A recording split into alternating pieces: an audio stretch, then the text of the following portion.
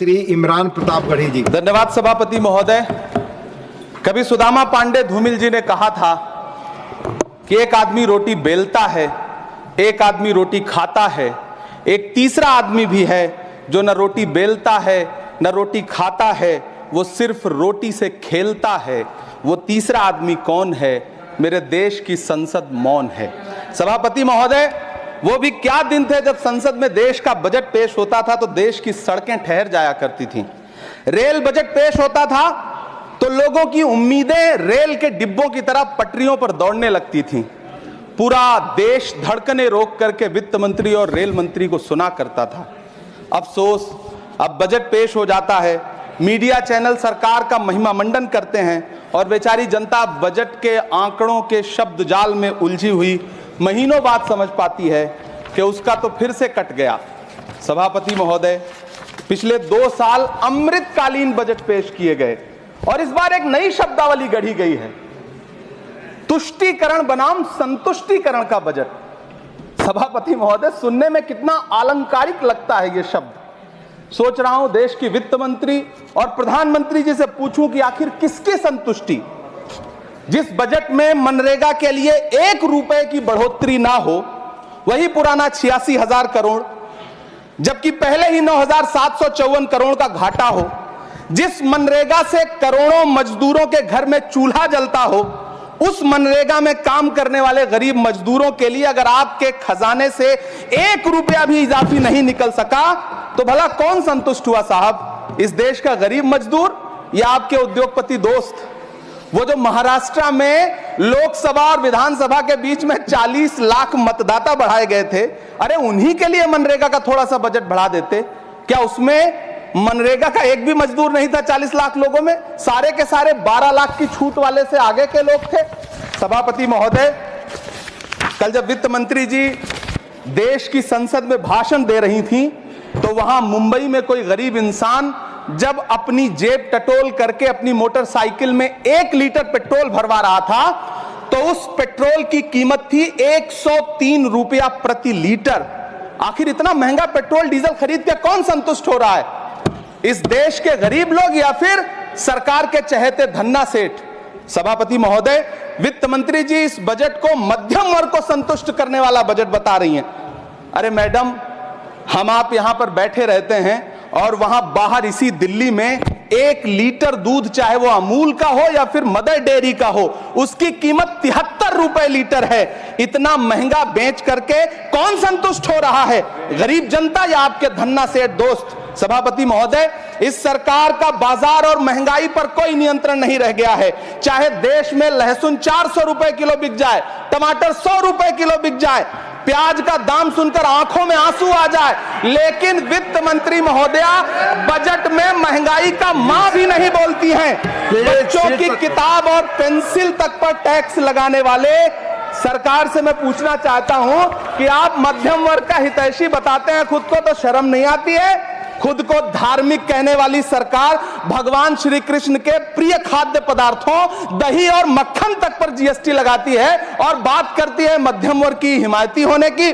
जिंदा रहते हुए जनता से हर चीज पर टैक्स वसूलने वाली यह सरकार कम से कम मरने पर तो लोगों को बख्श देती, लेकिन नहीं, वहां भी लूटना है। अंतिम संस्कार के सामान, अगरबत्ती, धूप बत्ती, केवड़ा जल, चंदन पाउडर, जौ, बताशा, काला तिल, पंचरत्न, कपूर और कफन तक पर टैक्स लेने वाली यह सरकार किस मुंह से खुद को मध्यम वर्ग का हितैषी बताती है? कौन सी संतुष्टि? किसकी संतुष्टि? कदम कदम पर टैक्स देकर लुटने वाली जनता की या फिर जनता से टैक्स वसूल करके धन्ना सेठों का खजाना भरने वाली सरकार की? किसकी संतुष्टि? सभापति महोदय, 18 अगस्त 2015 आरा का बिहार का ऐतिहासिक मैदान, सजा हुआ मंच, हजारों की भीड़ और सामने खड़े हुए देश के प्रधानमंत्री का भाषण। बिहार के भाइयों बहनों, आज मैं बिहार के लिए पैकेज की घोषणा कर रहा हूं। 50,000 करोड़ कर दूं कि ज्यादा कर दूं? अखिलेश भाई, 60,000 करोड़ कर दूं कि ज्यादा कर दूं? 70,000 करोड़ कर दूं कि ज्यादा कर दूं? 80,000 करोड़ कर दूं कि ज्यादा कर दूं? चलो, मैं बिहार को 1.25 लाख करोड़ का पैकेज दे रहा हूं। 10 साल हो गए सभापति महोदय, वही ढाक के 3 पात, बिहार आज भी विकास की बाट जोह रहा है। भाषण आज भी प्रधानमंत्री जी के यूट्यूब चैनल पर सुना जा सकता है। जो झूठ बोल के करता है मुतमईन सबको, वो झूठ बोल के खुद मुतमईन नहीं होता। सभापति महोदय, ये तो राहुल जी का असर है। कौन सा शब्द सर, कौन सा शब्द? झूठ। ठीक है सर, मिथ्या बोल करके, जो मिथ्या बोल के करता है मुतमईन सबको, वो मिथ्या बोल के खुद मुतमईन नहीं होता। ये राहुल जी का असर है। जो मखाना बोर्ड की घोषणा हुई, अखिलेश जी आपको याद होगा, भारत जोड़ो न्याय यात्रा में 30 जनवरी 2024 को बिहार के रंगभूमि मैदान में राहुल गांधी जी का पूर्णिया में भाषण था और उसमें मखाना को लेकर उन्होंने आवाज उठाई थी। यह उनका असर है कि आपको मखाना बोर्ड बनाना पड़ा, वरना तो आप मैखाना बोर्ड बनाने वाले लोग हैं। सभापति महोदय, बिहार को झूठे पैकेज और चुनावी दिलासे देना बंद करिए। आज भी जब कोसी में बाढ़ आती है तो पूरा सीमांचल बर्बाद हो जाता है। मैंने उस तबाही को अपनी आंखों से देखा है। 2016-17 की बाढ़ में अपने इन्हीं हाथों से राहत सामग्री बांटी है मैंने। अगर सच में बिहार के लिए कुछ करना चाहते हैं तो बिहार को बाढ़ से बचाने का प्रबंध करिए। पूर्णिया एयरपोर्ट 10 साल से बाट जो रहा है, घोषणा 2014 में हुई, बन के आज तक तैयार नहीं हुआ। अलीगढ़ मुस्लिम विश्वविद्यालय का किशनगंज सेंटर बजट के अभाव में दम तोड़ता जा रहा है। मैंने पिछले बजट सत्र में भी आवाज उठाई थी। आज फिर वित्त मंत्री जी से अनुरोध करना चाहता हूं, दामन फैला करके, कि अलीगढ़ मुस्लिम विश्वविद्यालय का किशनगंज सेंटर बन जाने दीजिए। आखिर कौन सी नफरत है? यह मुल्क हमारा भी है। इस मुल्क की मिट्टी में हमारा भी खून पसीना शामिल है। हमसे इतनी भी क्या नफरत? रिश्तों की ये नाजुक डोरें तोड़ी थोड़ी जाती हैं। अपनी आंखें दुखती हो तो फोड़ी थोड़ी जाती हैं। सभापति महोदय, अल्पसंख्यक मंत्रालय का बजट काटकर मौलाना आजाद नेशनल फेलोशिप बंद कर देना, प्री मैट्रिक स्कॉलरशिप बंद कर देना, नई मंजिल योजना बंद करना, धरोहर योजना बंद करना।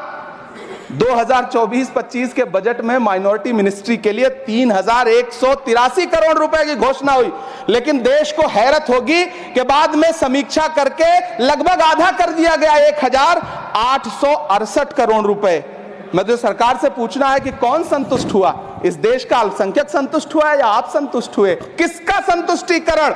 सभापति महोदय, मैं प्रधानमंत्री जी से कहना चाहता हूं कि आप ही ने 1 मार्च 2018 को किंग अब्दुल्ला को, जॉर्डन के किंग अब्दुल्ला को मेहमान बना करके इसी दिल्ली में एक कॉन्फ्रेंस में कहा था कि मैं मुसलमानों के एक हाथ में कंप्यूटर और दूसरे हाथ में कुरान देना चाहता हूं।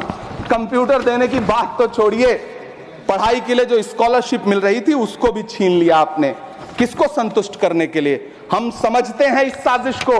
आप माइनॉरिटी मिनिस्ट्री का बजट काटते काटते एक दिन मिनिस्ट्री को ही बंद कर देना चाहते हैं। वो जहर देता तो सबकी नजर में आ जाता, सो ये किया कि हमें वक्त पर दवाएं न दी।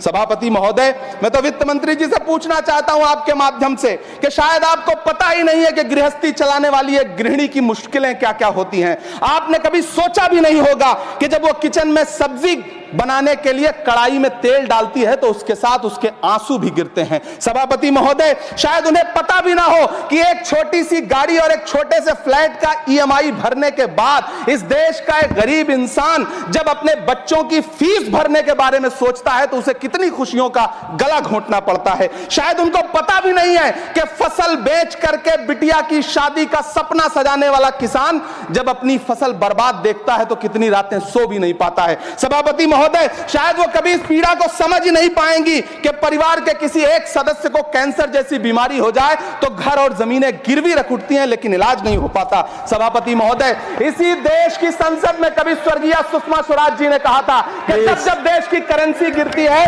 तब देश की प्रतिष्ठा गिरती है। एक तरफ कोलंबिया जैसा छोटा सा देश और उसके प्रधानमंत्री गुस्तावो पेत्रो खड़े हैं जो कोलंबिया के नागरिकों को हथकड़ी लगाकर लाने वाले जहाज को अमेरिका बैरंग वापस लौटा दे रहे हैं, और दूसरी तरफ हमारे प्रधानमंत्री जी खड़े हैं जो बेड़ी और हथकड़ी लगा करके लाए गए बेटों के अपमान पर एक शब्द नहीं बोल रहे हैं। सभापति महोदय, मैं इतिहास के पन्ने पलट रहा हूं, मुझे 2 किरदार याद आ रहे हैं। एक तरफ निक्सन के 7वें बेड़े की धमकियों के सामने लोहे की तरह अडिग इंदिरा गांधी खड़ी हैं, तो दूसरी तरफ खुद ही नमस्ते ट्रंप का नारा लगाते हुए प्रधानमंत्री जी खड़े हैं। मेरे कानों में सुषमा स्वराज जी की आवाज गूंज रही है।